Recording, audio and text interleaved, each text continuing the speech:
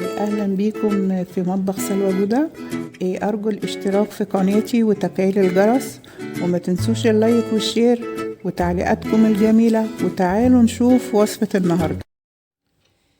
عايزة تاكلي أجمل فراخ مشوية وانتي اللي عاملاها بإيدك بطعم المطاعم ومستوية خالص وطعمها تحفة،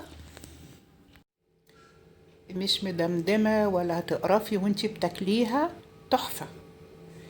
قبل ما أبدأ، بسم الله الرحمن الرحيم وبه نستعين. اللهم صل وسلم وبارك على نبينا محمد.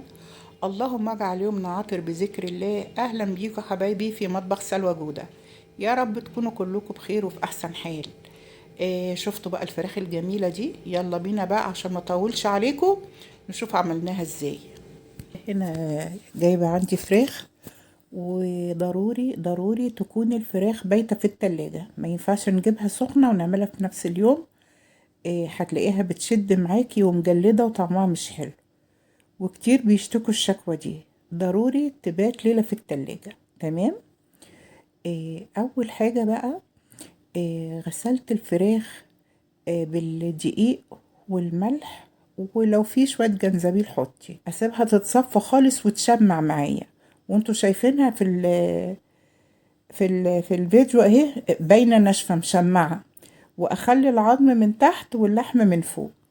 تمام كده. يبقى ضروري نصفيها ساعة ساعتين 3 براحتك خالص. ممكن تحطيها في التلاجة. الخطوة بقى اللي جاية المهمة قوي، تتبيلة الفراخ. اهم حاجة في الفراخ بعد نظافتها تتبيلتها، هي دي اللي بتديني المذاق اللي هو بيحسسني ان انا باكل في المطعم. جبت بصلتين كبار وقطعتهم وحطيت عليهم 4 فصوص حبهان ومعلقة فلفل اسود ومعلقة مليانة ملح. لما بنزود الملح بيخلي الفراخ طعمها محيق جامد، ما تبقاش طعمها عادم. والشوربة لو حدقت شوية مش مشكلة، احنا بنطبخ بيها ونبقى نقلل الملح واحنا بنطبخ. وحطيت نص معلقة زعتر. تمام. او ممكن نزود، يعني انا عاملة فرخة ونص، لو انت عاملة فرخة كفاية بصلاية.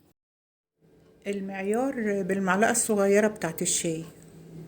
وانا بحط التوابل دي في الكبة مع البصل عشان تاخد يعني البصل ياخد من الحاجات دي.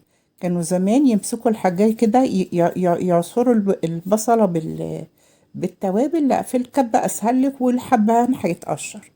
تمام. وبعد ما بشيل البصل ما بغسلش الكبة، باخد بقى طماطمايه متوسطة كده او اكبر شوية، وبحطها في الكبة، منها تتفرم ومنها تاخد التوابل بتاعتنا. الحشوة الفراخ، انا كان المفروض نعمت البصل شوية بس مش مشكلة. بتمسكي بقى حتة الفرخة بتدهني تحت الجلد، بدهنها كلها تحت الجلد في العظم. تمام. والصدر بتاع الفرخة بيبقى فيه جيب من الجنب كده مفتوح، دخلي فيه بصل واحشي اكنك بتحشي فريك. دخلي بصل واحشي، بيخلي طعمها تحفة. نيجي بقى للطماطمية اللي احنا بشرناها بعد التوابل اهي، رشيتها فوق الفراخ. هسيبها بقى ساعتين 3. انا بعمل يعني انا بقوم اعمل الصبح الخطوات دي بدري، واسيبها بقى شوية. ممكن تغطيها وتسيبيها في التلاجة. وانا كنت بشرح لك الفراخ تنظيفها، كنت حطاها في مصفى، وانا بكلمكم كنت برضو سايباها في المصفى. تمام. واسيب بقى الفراخ تتبل ساعتين 3. الخطوة دي هتأكلك أجمل فراخ. في كل حالات الفراخ اللي هتعمليها اعملي الخطوة دي وشوفي جمالها. يلا بينا بقى نعمل الفراخ.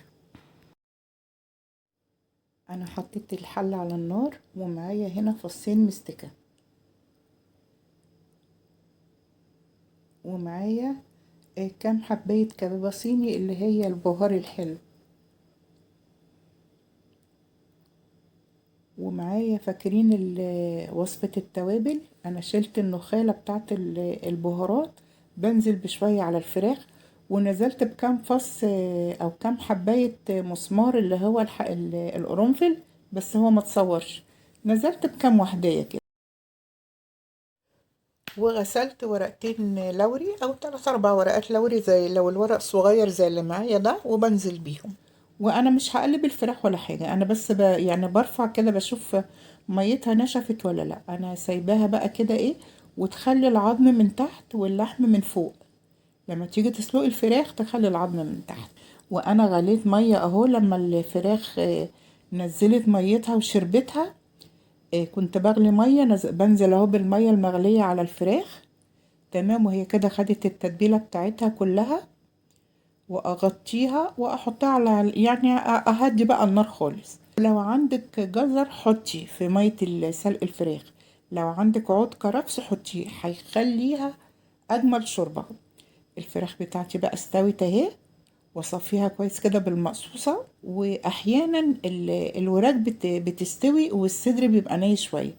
شوفي الصدر لو لقيتيه محتاج شوية سوا، سيبيه في الشوربة شوية ايه، يغلي شوية.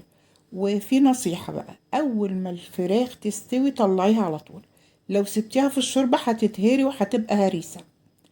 كده بقى انا طلعت الفراخ بتاعتي، واسيبها برضو تشمع، سيبيها برضو تنشف عشان نشوف الخطوة اللي بعد كده. ومعايا الشوربة اهي.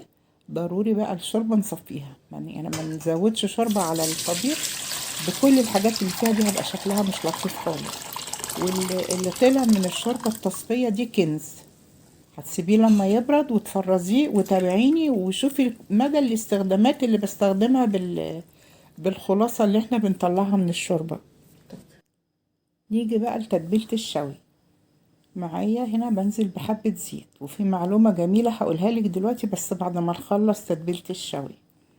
حبة زيت نباتي. ومعايا هنا حطيت يعني كده حوالي نص معلقة صغيرة توم باودر، بصل باودر، فلفل اسود، ملح، زعتر، ومعلقة صغيرة بابريكا. تمام، هي دي البهارات. هنزل بيها على الزيت واقلبها. تمام.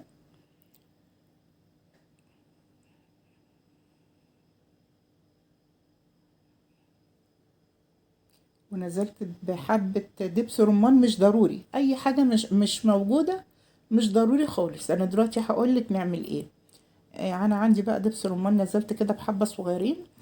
وهنزل بشوية صويا صوص. لو ما عندكيش الحاجات دي حطي معلقة عسل اسود او معلقة عسل نحل. في الحالتين هيطلع معاكي الشوي تحفة. ونزلت يعني بحتة مش كتير، نص معلقة كده صلصة.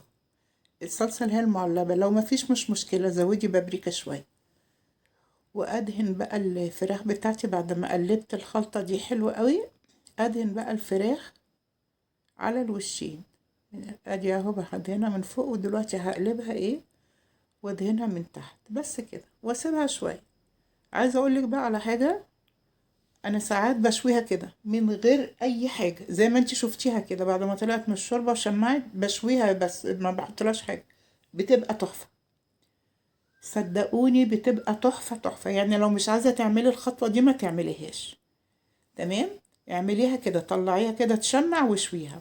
وممكن تحطي شويه زيت وشويه فلفل اسود وشويه ملح وتشويها برضه. مفيش اي مشكله. في كل الحالات هتبقى طعمها مشوية. يعني يكفي شوية التوابل والتتبيلة اللي عملناها ساعة ما اتسلقت. بكمل اهو، قلبتها انا على الناحية التانية برضو بدهنها. تمام.